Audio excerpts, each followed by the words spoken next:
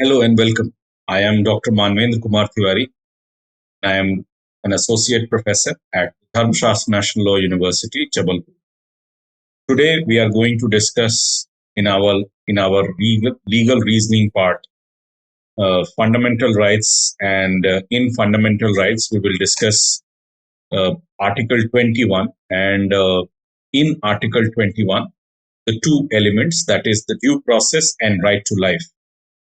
We will discuss Article 21 in three parts, discussing the three aspects of Article 21, that is due process, right to life, and the right to personal liberty.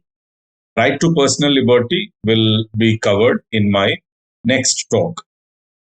So this talk will cover due process and right to life under Article 21, and we'll also see some questions which may be asked in the common law admission test in the legal reasoning part as a practice set to further our understanding of these two concepts. As we will see Article 21 first. Article 21 of the Constitution of India reads, the marginal note says protection of life and personal liberty. And it says no person shall be deprived of his life or personal liberty except according to the procedure established by law. No person shall be deprived of his life or personal liberty except according to the procedure established by law. Now, so as I said, there are three things: life, personal liberty, and the due process, though you do not find the term due process here, but we will see how the due process has come to exist under the matrix of Article 21 and how has it replaced the phrase procedure established by law and what it means now that the procedure established by law has been replaced.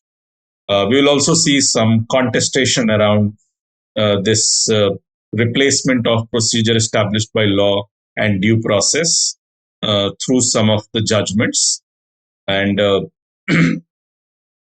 as to better understand the issues around the procedure established by law term and due process term. Moving ahead, as you can see, we'll see the difference between the two terms, due process and the procedure established by law. Procedure established by law is a phrase that is found in Japanese constitution, whereas the due process term is found in the Constitution of the United States of America. As you can see here, in the United States of America, the 5th and 14th Amendment says that a person cannot be deprived of life, liberty, or property without due process of law. Whereas if you compare this with Article 21, it's read life and personal liberty except according to the procedure established by law. Okay, so there is a difference, yet there is similarity between this provision and Article 21. We'll move further in order to understand what is the difference between due process and procedure established by law, and why the Constituent Assembly members, that is the framers of the Indian Constitution, preferred the term procedure established by law over due process, and how later on the procedure established by law through interpretation by the courts in India got again replaced by the due process. Okay, and what is the extent and import of this change? Now, we'll try to understand this through a passage. This is actually from an article written by an advocate of the Bombay High Court, Mr. Abhinav Chandrachud. And this article was published in the year 2016 in the Hindu. So I've taken the excerpt from his article in order to understand the distinction and in order to also, in a way, understand the history, the short history of this provision. So the article reads, even prior to his meeting with Justice Frankfurter of the United States Supreme Court, B.N. Rao, who was the constitutional advisor to the Constituent Assembly of India, which drafted the Indian Constitution, P.N. Rao was having serious misgivings about the due process clause. His meeting with Frankfurter was the final nail in the due process coffin for the Indian Constitution. March 1947, Dr. B.R. Ambedkar, product of Columbia Law School himself, Columbia is in United States of America, had drafted a provision for the Indian Constitution which was very similar, if not identical, to the due process clause of the 14th Amendment. It read, "Nor shall any state deprive any person of life, liberty, and property without the due process of law." Life, liberty, and property without the due process of law. Very much similar to the American version of the protection of life, liberty, and property as it is there in the US Constitution. After Rao's meeting with Frankfurter, Rao had gone all the way to United States of America to meet Mr. Frankfurter. After Rao's meeting with Frankfurter, Ambedkar's clause was substantially altered. Now, this part of the passage tells us how was it altered. Property was altogether deleted from this clause to make way for the extensive land reforms which were being contemplated in the Constituent Assembly. Okay. As we know that the right to property was a separate fundamental right under the Constitution of India when the Constitution of India was implemented from 26 January 1950 in the form of Article 31 of the Constitution of India. As of now, by the 44th Constitutional Amendment in 1978, Article 31 stands repealed. So at present, there is no fundamental right to property. Rather, there is a constitutional right to property under Article 300, capital A of the Constitution of India. So property was altogether deleted from this clause to make way for the extensive land reforms which were being contemplated in the Constituent Assembly. Liberty was qualified with the word personal so as to limit its meaning. And the words due process of law were replaced with the words procedure established by law. Again, to restrict the ambit of the protection. Thus, Article 21 of the Indian Constitution now reads, no person shall be deprived of his life or personal liberty except according to procedure established by law.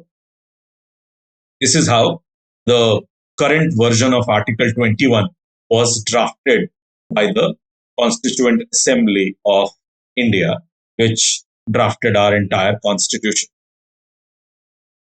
In the early decades, the Supreme Court of India interpreted Article 21 faithfully to the intent of framers of India's constitution, which was to not prefer due process clause. However, beginning in the 1970s, an activist Supreme Court started incorporating the US constitutional doctrine of procedural due process and substantive due process in India. Though Article 21 formally provides that a person's life and personal liberty can be deprived so long as there is merely a procedure established by law, that is a validly enacted law. So procedure established by law meant that there is a validly enacted law which has provided for curbs on right to life and personal liberty. So a law can validly curb right to life and personal liberty. If that is the case, the law is consistent with Article 21. This was the reading of the procedure established by law clause. The doctrine of procedural due process mandates that the procedural law must be fair, just, and reasonable. Okay. The doctrine of substantive due process enables a court to question not merely procedural laws, but the substantive value choices of the legislative branch of the government as well. Now, this is a serious extension of the reading of Article 21. Why? Because independent of of the restrictions which the framers of the Constitution of India had put, if the procedure established by law clause had to be read at par with a substantive due process requirement, then what this will do? This will enable a court to question the substantive value choices of the legislative branch of government. Value choices means whether the legislatures, if they are wishing that the law should incorporate this, whether this is a good thing or a bad thing, whether this is right or wrong. So that way, substantive value choices uh, uh, relating to right to life and personal liberty can actually be examined by the court once the procedure established by law clause is extended to even include a substantive due process within it. Okay, so the requirement of that there being a validly enacted law would not suffice.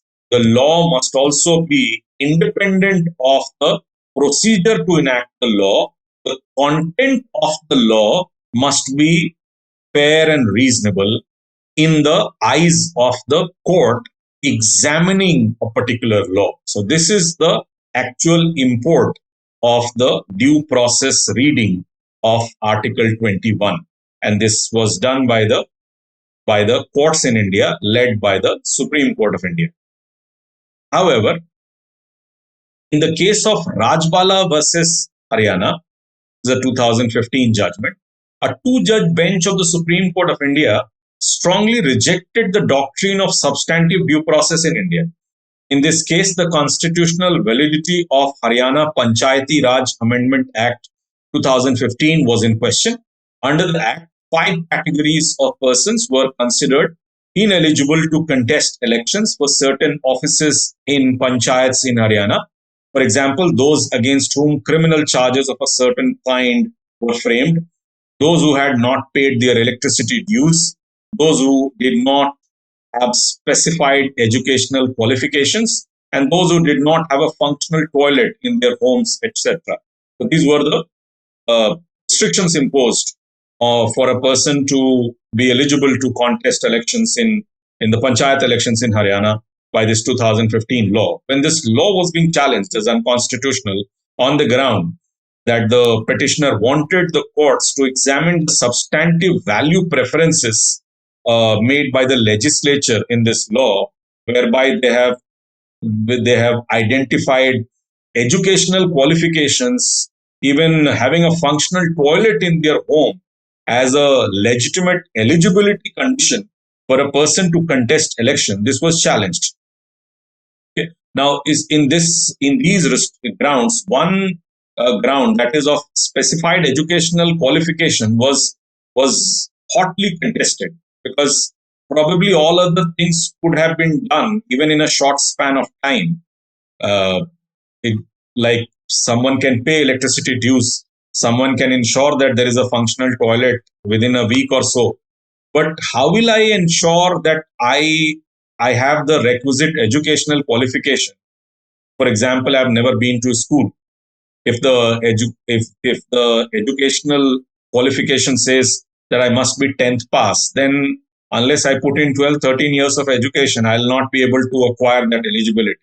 Now, suddenly at the age of 50, I'm being told that I need to have the certificate of matric, that is 10th pass, for me to be eligible to contest the elections. Now, this many would deem it to be unfair, because this is not suddenly announced after when the elections were to be conducted. And since this was not at all a requirement for the past so many decades, suddenly asking an uneducated person, somebody who has never gone to school, to fetch the 10th pass certificate degree in order to become eligible for contesting elections, this is, many would find it to be unfair and unreasonable.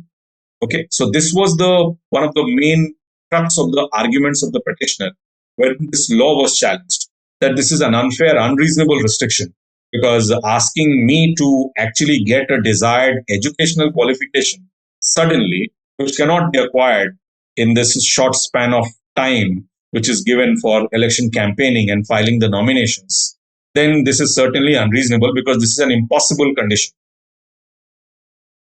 Now, the court had to therefore examine if the court were to be convinced by the substantive due process yardsticks of the Constitution as mandated by the due process clause. The court could have examined this whether such a requirement is fair and reasonable or not. But instead, the Supreme Court two-judge bench in Rajbala rejected that there is substantive due process in India, and therefore they chose not to apply this due process yardstick to this challenge, and therefore the challenge failed. The Supreme Court went on to reject the US doctrine of substantive due process by holding that Indian courts do not examine the wisdom of legislative choices unless the legislation is otherwise violative of some specific provision of the Constitution, as to undertake such an examination would amount to virtually importing the doctrine of substantive due process employed by the American Supreme Court. And under the Indian Constitution, the test of due process of law cannot be applied to statutes enacted by the Parliament or the state legislature. So there is a categorical rejection by the Supreme Court in 2015 of this substantive due process requirement under Article 21.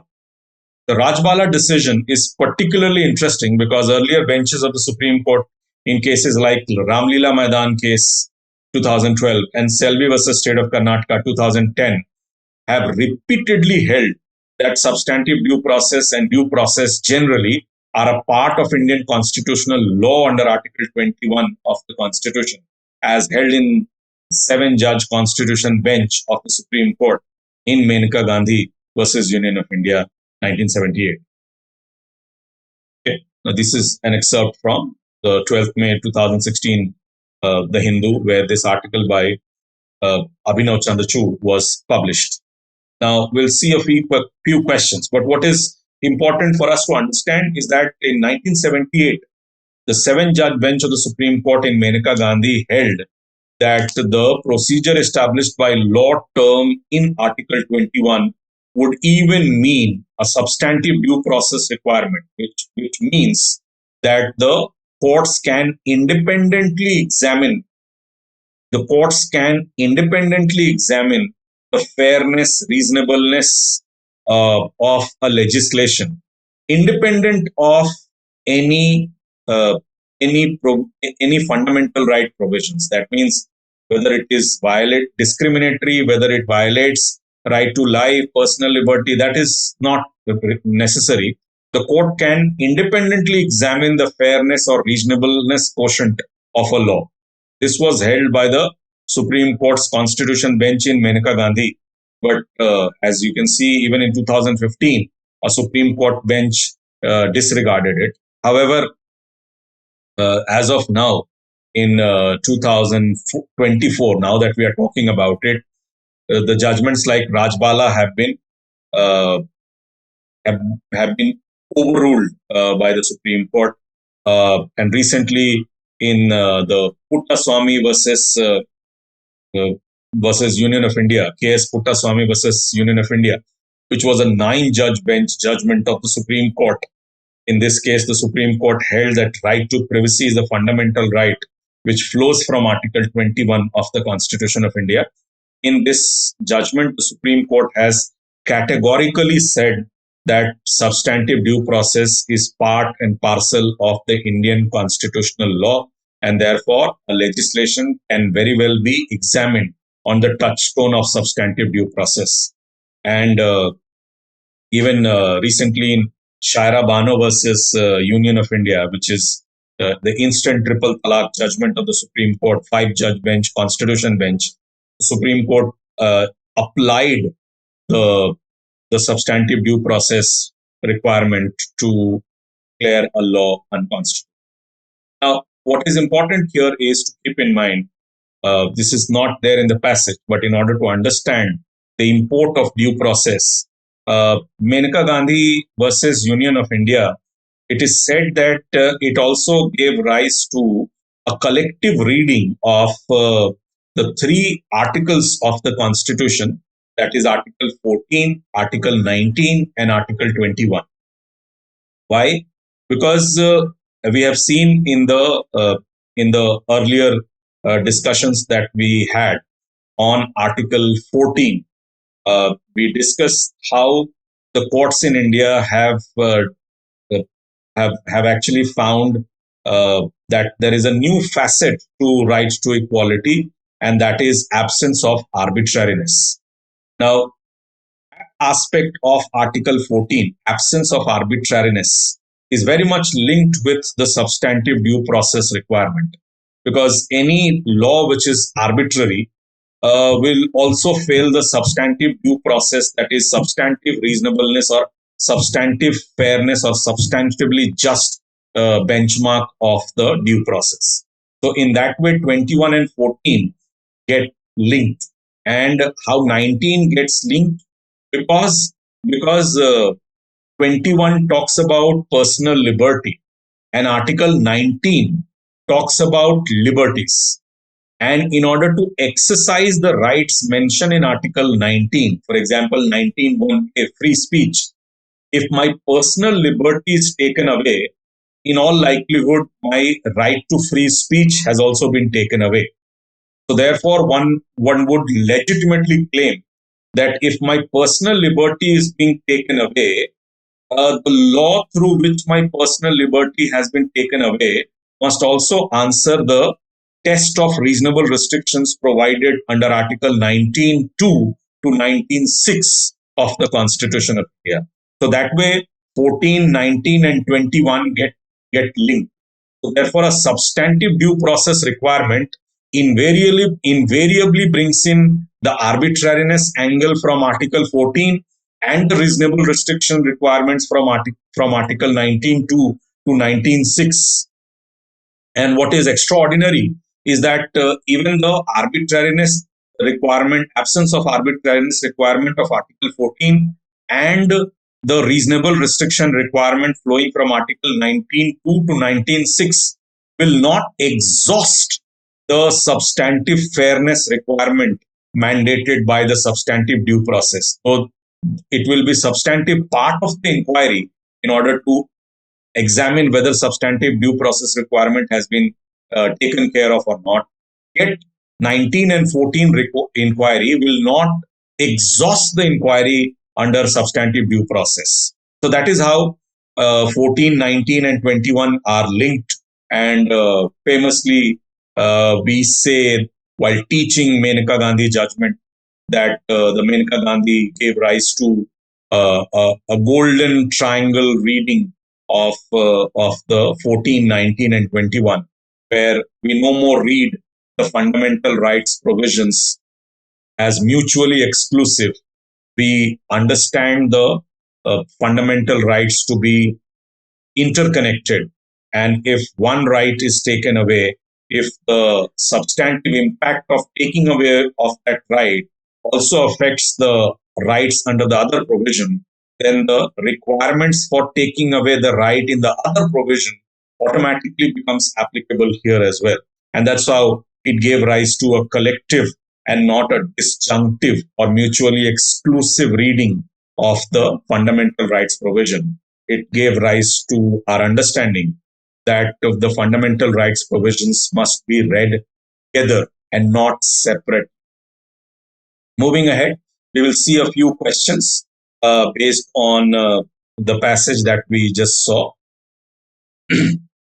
Okay, so B.R. Ambedkar, a product of Columbia Law School, himself had drafted a provision for the Indian Constitution, which was very similar to the Due Process Clause of USA, appears to be correct.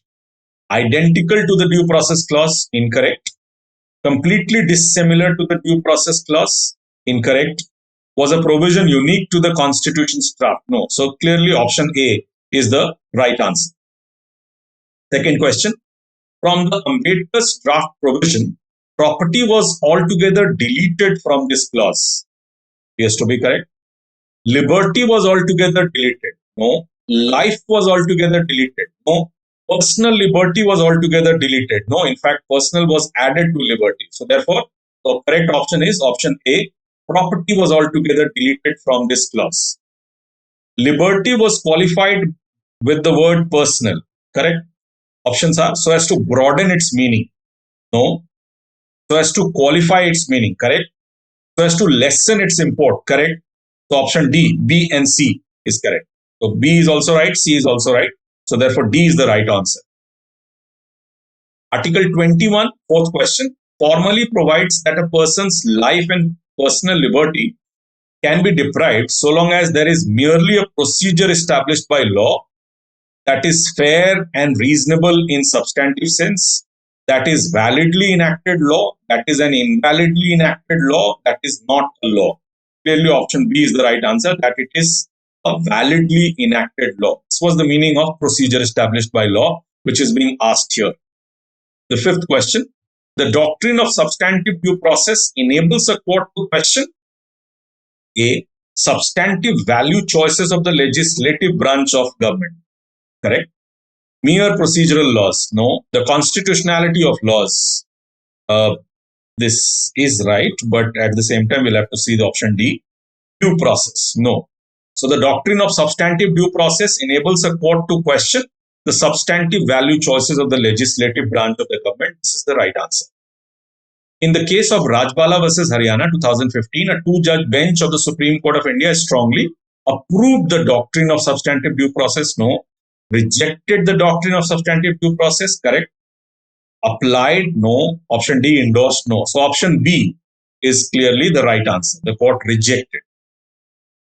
The Rajbala decision is contrary to Ramlila Maidan. Correct. Selvi. Correct. Menaka. Correct. That means option D, all the above, is the right answer.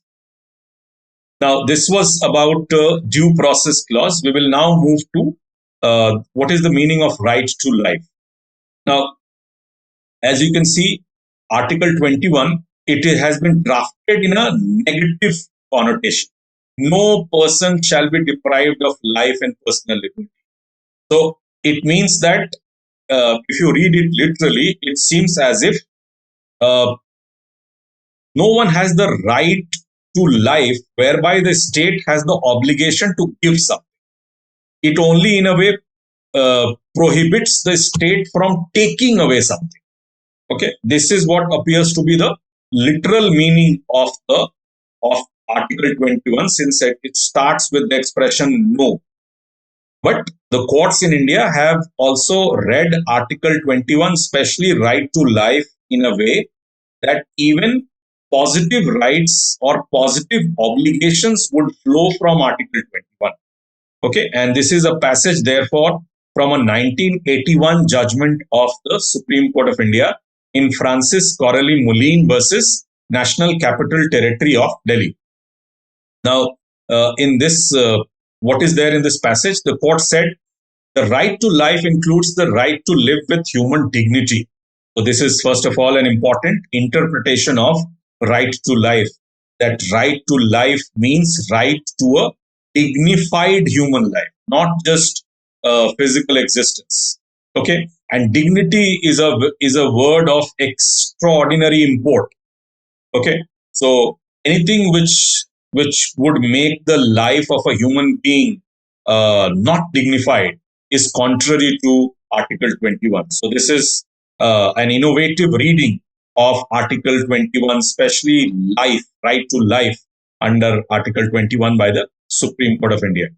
So right to life includes the right to live with human dignity and all that goes along with it, namely the bare necessities of life, such as adequate nutrition, clothing and shelter, and facilities for reading, writing, and expressing oneself in diverse forms, freely moving about and mixing and commingling with fellow human beings. The magnitude and extent of the components of this right would depend upon the extent of the economic development of the country, but it must, in any view of the matter, include the right to the basic necessities of life and also the right to carry on such functions and activities as constitute the bare minimum expression of human self. Okay? And subsequently, it has been added from my side. It therefore includes positive rights also, because that is the obvious reading of this paragraph. What the court is saying, first of all, right to life includes right to a dignified life. And secondly, right to life would mean adequate nutrition, clothing, shelter, facilities for reading, writing, expressing oneself in diverse forms. See, here again, Article 19(1)(a) is also being read into Article 21. So that's how intermingling and not no more separate reading of the fundamental right provisions. And then the court is saying the magnitude and the content of the components of this right would depend upon the extent of economic development, because not everybody can be ensured nutrition, clothing, and shelter to the extent of their satisfaction. This would obviously be dependent on the economic development of the country. But at the same time, the court is saying, but it must, in any view of the matter, include the right to the bare necessities of life. However, bare necessities of life here have not been articulated, and also the right to carry on such functions and activities as constitute the bare minimum expression of human self. Okay, so therefore, if you take, say for example, shelter to be a bare minimum requirement, then shelter, if I do not have shelter, the state will therefore have a duty to provide one. So in that case, mere prohibition on state from interfering will not suffice. In fact, the state will have to interfere and provide shelter. So this way, right to life would also include positive rights. Okay, so anything that is necessary for the basic necessity of life, the state is under an obligation to provide. So this therefore clearly gives rise to positive rights as well. And therefore, despite the fact that Article 21 has been drafted with a negative connotation, the Supreme Court of India has read it to include positive rights also. And it has said that right to life would in any case include right to the basic necessities of life. Now we'll see a few questions in order to further our understanding. The magnitude and content of the components of the right to life would depend upon the extent of the protection in the Constitution, extent of the social development of the country, extent of the economic development of the country, correct? Extent of the political development of the country. Clearly, option C is the right answer. The right to life is a positive right, a negative right, is a neutral right, both negative and positive. This is right, because we read that right to life is a positive right also, but that does not mean that it is no more a negative right. It is both. So it still prohibits the state from wrongfully interfering with someone's right to life. But at the same time, it also imposes positive obligations upon the state to provide the basic necessities of life. So in that sense, it is both a negative and a positive right. So option D is the right answer. The bare necessities of life are included in the right to life, are not included in the right to life, option A, incorrect. Are included in the right to life, correct. May be included in the right to life, no. Should be included in the right to life. The bare necessities of life, what said, are part of right to life, and that's why option B is the right answer. The right to the basic necessities of life are independent of the economic development of the country, appears to be right. Dependent on the economic development, no. Proportionate to the economic development, proportionate, no. This is the identified things are proportionate to economic development and dependent on economic development, but bare necessities, basic necessities of life are independent of, because in any matter it must provide, as the court said. So it is independent of the economic development of the country, and therefore option A is the right answer. With this, we have come to an end so far as due process and right to life under Article 21 is concerned. Next, we will see right to personal liberty under Article 21. Thank you.